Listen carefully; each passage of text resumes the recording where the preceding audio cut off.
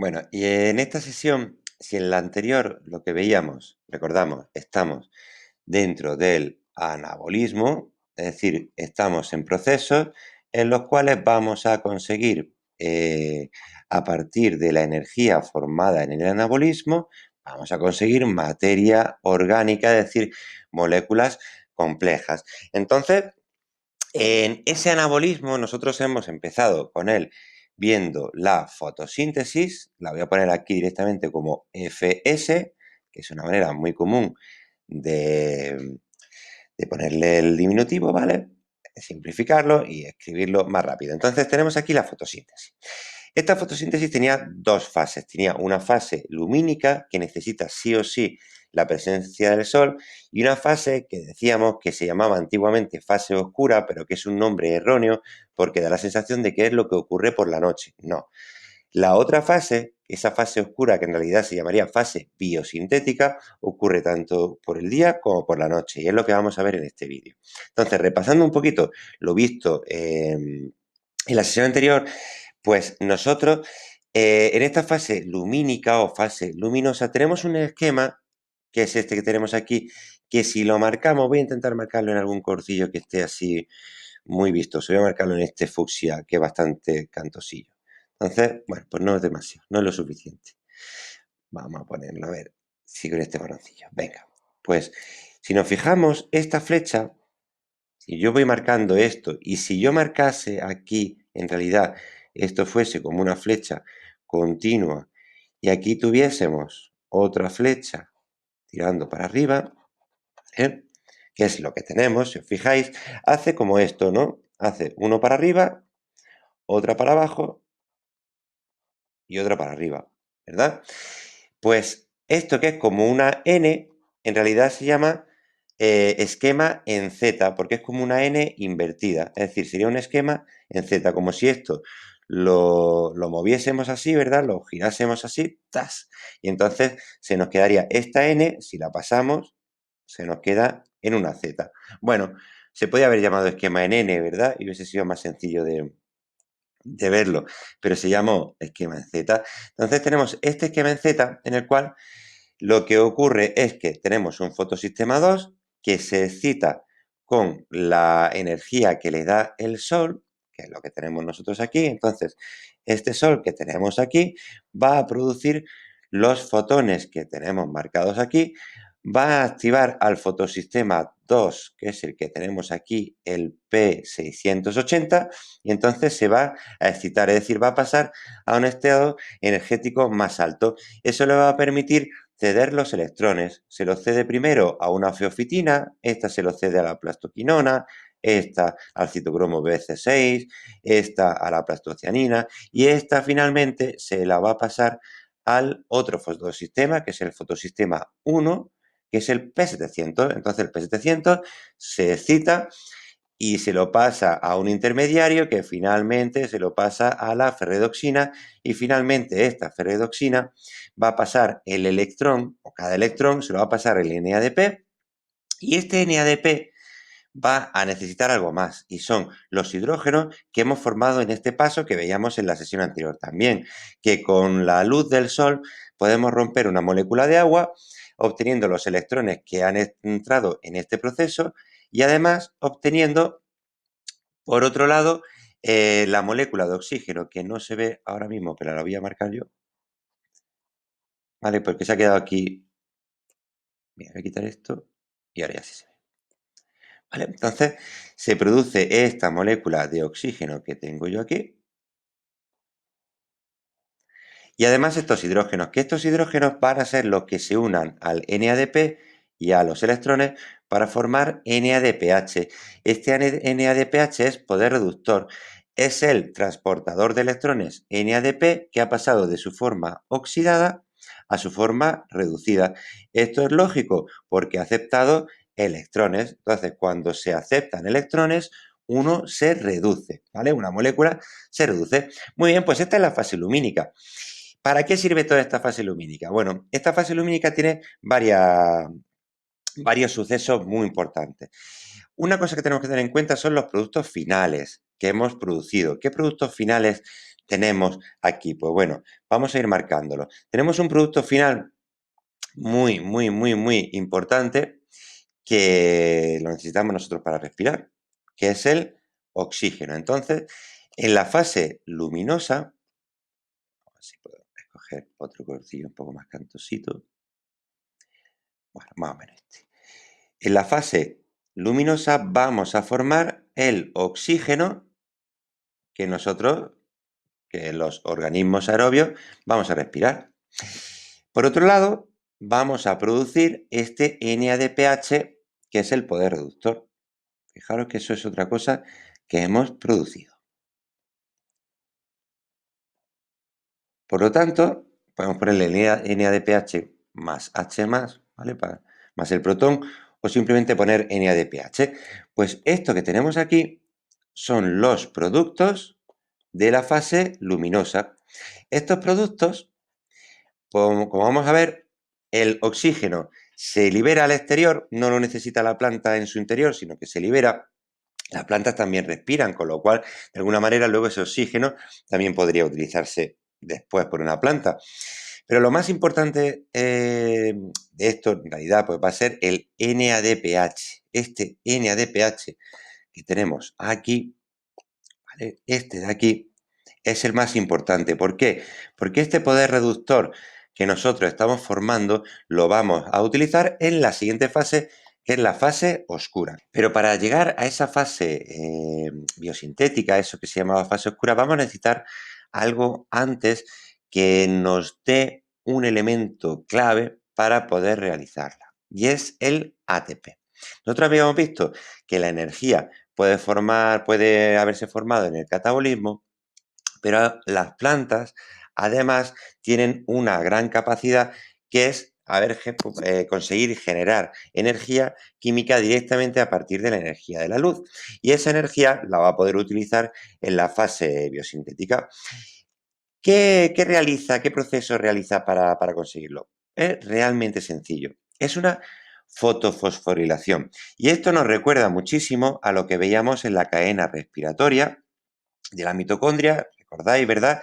Donde habíamos conseguido, bueno, a partir de la oxidación del NAD, habíamos conseguido muchos protones, y con estos protones que entraban en una enzima, bueno, en una proteína así en general, cuando entraban en esta enzima, lo que se conseguía era formar ATP, ¿vale? Un cierto número de protones daban lugar a una ATP. Esto es una ATP sintetasa, que lo que utiliza es la alta concentración de hidrógenos en un espacio para mandarlos a otro punto y aprovechar ese potencial de concentración para generar energía.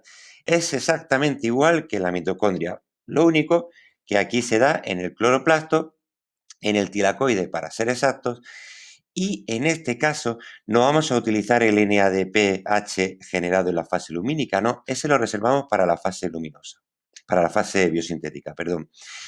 Lo que se utiliza es los hidrógenos que hemos obtenido cuando rompíamos la molécula de agua. Os recuerdo, en la fase lumínica cogíamos la molécula de agua, la rompíamos en una fotosíntesis y obteníamos por un lado oxígeno, que la planta lo echaba para afuera, y obteníamos hidrógeno. Parte de esos hidrógenos sirven para formar NADPH, pero otra parte de los hidrógenos se van a ir acumulando en el espacio tilacoidal. Iba a decir intermembrana. No, eso sería la mitocondria. Aquí en el cloroplasto sería en el espacio tilacoidal. Entonces, en este espacio tilacoidal, lo que vamos a tener es una altísima concentración de protones. Van a ir aumentando los protones, aumenta la concentración de protones, por lo tanto, hay un potencial, hay un gradiente, y eso se utiliza, como viene aquí, para sacar fuera protones a favor de gradiente, aquí afuera al estroma del cloroplasto, que tiene una concentración baja de protones. Por lo tanto, claro, con ese potencial, la ATP sintetasa puede aprovechar los protones para formar ATP. Y aquí tenemos este ATP que lo vamos a tener asociado a la fotofosforilación, que es este paso intermedio que hay entre la fase luminosa y la fase biosintética. Muchas veces se mete dentro, aquí en el libro está metido dentro de la fase lumínica. Nos da igual. Lo importante es que sepamos diferenciar el esquema en Z, que es lo que hemos visto en la sesión anterior, con la fotofosforilación, que es lo que hemos visto aquí. ¿Por qué lo digo? Porque aquí el producto que tenemos es este, el ATP, el poder energético que hemos conseguido. Por lo tanto, después de la fase lumínica, si le asociamos además esta fotofosforilación, pues podríamos conseguir medio mol de oxígeno, podríamos conseguir NADPH y podríamos conseguir ATP. Por lo tanto, en esta primera fase, en estas primeras dos fases, se ha conseguido por un lado energía, que es el ATP, y por otro lado se ha conseguido el poder reductor, que es el NADPH. Pues estas dos cosillas, estas dos variables van a entrar en la fase biosintética, que con vuestro permiso voy a empezar a llamar ciclo de Calvin, que es la manera más exacta, porque fue Calvin quien lo descubrió, porque no decimos fase oscura y porque es una frase bastante más sencilla que decir que biosintético. Así que vamos a ir a esa fase biosintética que se llama ciclo de Calvin. Ahora y así con todos los elementos que necesitamos. Muy bien. Y entonces, eh, dentro de lo que es esta fase oscura, que aquí os siguen llamando fase oscura, es que me duele verlo, ¿vale? Fase biosintética, porque no se da en la oscuridad. Vale, pues vamos a tener sobre todo un ciclo muy importante, es lo básico que hay aquí, que es el ciclo de Calvin, este señor que tenemos aquí, Melvin Calvin, y que se realiza gracias a una enzima muy importante, voy a darle un poquito de zoom, una enzima muy importante que la tenéis aquí, que es la enzima rubisco, que es la manera abreviada de llamarla, que es la ribulosa 1,5-bifosfato, ¿vale? Carboxilasa. Entonces, nosotros tenemos esta rubisco,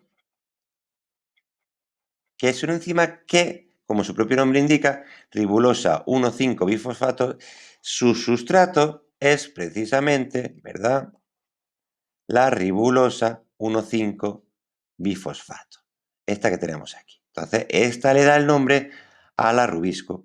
Entonces, nos tenemos que aprender tanto el nombre del sustrato, la ribulosa 1,5-bifosfato, como el nombre de la enzima, que es la rubisco, o ribulosa 1,5-bifosfato carboxilasa, que además, como vamos a ver, ya lo he hablado alguna vez, tiene un problemilla esta enzima. Vale, entonces, bueno, ¿a qué se dedica esta enzima? Pues esta enzima es capaz de fijar el CO2 que tenemos en el ambiente y de esa manera la planta tiene su fuente de carbono. Por lo tanto, coge el CO2 que tenemos en el ambiente y lo fija en el cloroplasto y a partir de ahí va a sacar materia orgánica. Vamos a ver cómo lo hace.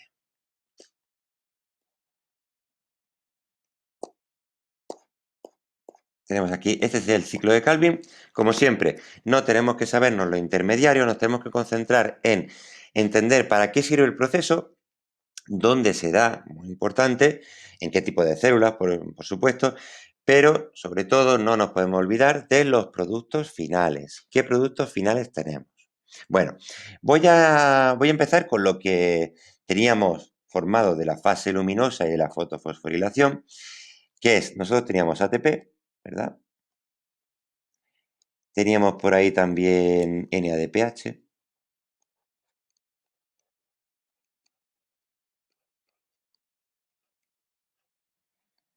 que lo habíamos formado en las etapas anteriores. Bueno, pues este ATP y este NADPH, que son los sustratos iniciales, ¿vale? Los reactivos iniciales de esta reacción. Aparte, necesitamos, como decíamos, la ribulosa 1,5-bifosfato. Yo la voy a poner así, la ribulosa 1,5-fosfato. ¿Por qué? Porque esta ribulosa 1,5-fosfato es el sustrato, uno de los sustratos, ¿no?, que necesita, uno de los reactivos que necesita la enzima Rubisco. ¿Y qué más necesita la enzima Rubisco? La enzima Rubisco necesita, además, CO2 para fijarlo, para tomarlo como fuente de carbono. Así que todas estas cosas son las que vamos a necesitar para entrar en el ciclo de Calvin. ¿Dónde las tenemos? Pues las tenemos aquí. Tenemos el CO2 que entra en la enzima Rubisco, que la tenemos aquí marcada. Tenemos la ribulosa 1,5-bifosfato que entra también en la Rubisco. Y este ATP y este NADPH lo vamos a ir viendo que se va a ir gastando, ¿ves? Aquí gastamos uno de los ATPs, lo formamos ADP con ello, y aquí aquí gastamos, perdón, otro ATP. Entonces, por lo tanto, gastamos en cada vuelta del ciclo 2 ATPs. ¿Y dónde gastamos el NADPH? Lo habéis visto por aquí, ¿verdad? El NADPH lo gastamos aquí, en otro de los pasos del ciclo de Calvin, y formamos NADP. Es decir, se oxida el NADPH. Aquí estaría en forma reducida y aquí pasa a forma oxidada. Muy bien, pues esta enzima Rubisco va a coger el CO2 y la ribulosa 1,5-bifosfato y va a dar el siguiente intermediario, que es un fosfoglicerato con un fósforo, un ácido 3-fosfoglicérico, que va a ganar un fósforo que se lo quita al ATP para formar 1,3-bifosfoglicérico. ¿Os suena, verdad? ¿Os suena de otro proceso que tenemos por ahí? En este caso en el catabolismo, ¿verdad? Tenemos muchos intermediarios comunes, claro. A partir de este se produce por aquí una reducción del bifosfoglicerato, que es una oxidación del NADPH. Vamos a tener otros intermediarios. No vamos a aprender cuáles son. Gastamos el otro ATP por aquí y al final vamos a obtener de nuevo una ribulosa 1,5-bifosfato. Entonces decimos, ¿para qué ha servido todo esto? Bueno, en realidad se nos ha perdido por aquí una cosa, ¿vale? Fijaros, siempre el contar carbono es lo que nos ayuda. Voy a poner otro colorcillo, por ejemplo, marroncito. Venga, aquí tenemos una molécula, la ribulosa, si contáis, tiene 5 carbonos. Cuando se le une el CO2 tendría ya 6 carbonos, ¿verdad? Entonces, lo que se produce es que se rompe esa molécula de 6 carbonos en 2 de 3 carbonos, fijaros, 3 carbonos. Otra vez, bueno, voy a poner, perdón, que os voy a liar. Son 2 de este, ¿vale? Pero en realidad son 3 carbonos. Como tenéis 2 flechitas, pues veis aquí que son dobles. Tenemos aquí una 3 carbonos, otra 3 carbonos. Una 3 carbonos, otra 3 carbonos. Entonces vamos a este que también tiene 3 carbonos, pero que hay 2 copias de este, recordad. 2 copias de este que las tenemos marcadillas con las 2 flechas. Vamos al siguiente, siempre con 2 flechillas. Y fijaros, aquí una flechilla sigue la ruta, que es lo que nosotros hemos seguido. Recordamos, moléculas de 3 carbonos, y todas estas moléculas de 3 carbonos son las que tenemos aquí. ¿Vale? Bueno, aquí ganamos. Ahora os cuento por qué ganamos ahí. Eso, aquí, ahí me he colado. Llegaremos hasta aquí, ¿vale? Llegaré a los 3 carbonos. Aquí me he colado. Entonces llega hasta aquí los 3 carbonos, pero teníamos aquí otra flecha que decíamos. Fijaos, ¿qué es lo que tenemos? Pues tenemos esto que se llama gap, un gap. ¿Qué será un gap? ¿Qué será? Un gap, como dice aquí, suele usarse ese acrónimo para indicar la formación de una glucosa o de una fructosa, ¿vale? Entonces, ¿qué es lo que está ocurriendo en realidad? Lo que está ocurriendo es que nosotros, a partir de esta fijación de carbono, vamos a tener un ciclo que lógicamente va a seguir siempre, va a estar siempre en continuo giro, ¿no? En continuo funcionamiento, pero con él vamos a ir pudiendo formar gaps, es decir, glucosas. Pero yo os pregunto, ¿cuántos carbonos tiene una molécula de glucosa? Y vosotros me diréis, pues 6 carbonos, ¿no? Vale. Entonces, si tiene 6 carbonos, nosotros aquí le habíamos metido un dióxido de carbono. Entonces, ¿cómo puede ser que a partir de un dióxido de carbono consigamos una glucosa? Eso es imposible. Lo que ocurre es que aquí no está del todo representado en el libro. La realidad es que en este ciclo que nosotros tendríamos, ¿vale? Simplifico al máximo el ciclo. Este sería el ciclo sin ningún intermediario.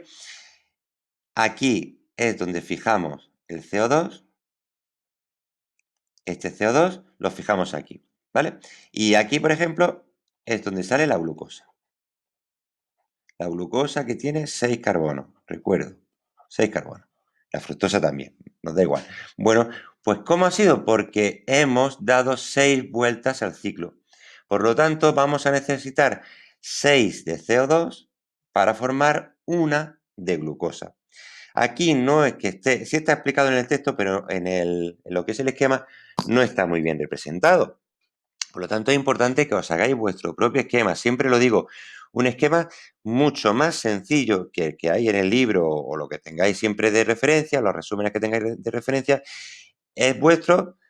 Normalmente necesitamos entenderlo para hacerlo más sencillo, porque si no, lo que hacemos es copiarlo igual. Si no lo entendemos, lo copiamos igual. Si lo entendemos, es cuando lo hacemos más sencillo. Y ahí sí que tenemos que añadir cosillas como que necesitamos 6 de dióxido de carbono para formar una molécula de agua, ¿vale? Y entonces yo os pregunto, ¿cuántos ATP necesitaremos? Si le hemos dado 6 vueltas al ciclo para gastar 6 de CO2, pues vamos a escribir aquí entonces realmente qué es lo que necesitamos. Necesitamos aquí, en realidad, 6 de CO2, ¿vale?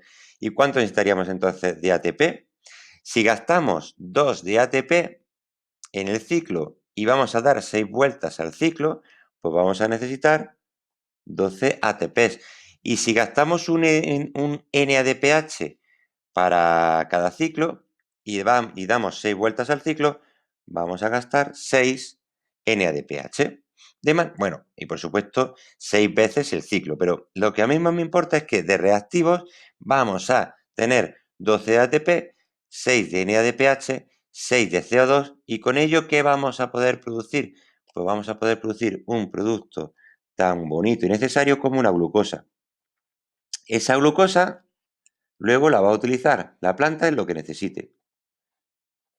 Lo que dentro del catabolismo acaba de producir materia orgánica para luego gastarla. Es decir, el catabolismo y el anabolismo, como hemos dicho ya 1000 veces, está siempre conectado. Siempre, siempre, siempre.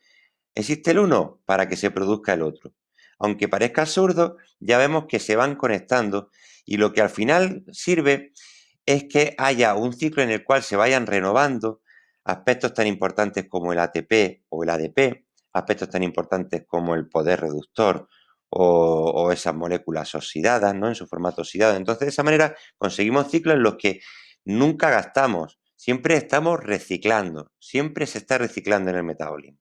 ¿Vale? Pues este es el ciclo de Calvin y para lo que sirve es para producir una molécula de glucosa, es decir, una molécula compleja que luego va a gastar la planta en lo que necesite.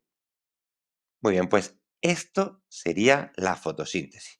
Fijaros, fase lumínica, fotofosforilación y ciclo de Calvin. Ahora, en este último minuto, voy a daros otra opción. Otra opción que tienen muchas plantas superiores. Muchas plantas dicen, vale, yo ya, por ejemplo, yo ya he formado glucosa, que es lo que yo necesito aquí en un momento dado para hacer un catabolismo, ¿vale? Pero a lo mejor necesito realizar el proceso de la fotosíntesis de la fase lumínica para otra cosa que no sea producir glucosa. Vosotros me diréis, ¿para qué? Bueno, pues vamos a verlo. Es como otra opción, es la fotofosforilación cíclica. Si os vais a este esquema, veréis que aquí comentaban que era posible que la ferredoxina le diese directamente en los electrones al citocromo. Es decir, en vez de seguir el esquema en Z, nosotros tendríamos aquí los fotones activando el fotosistema 2.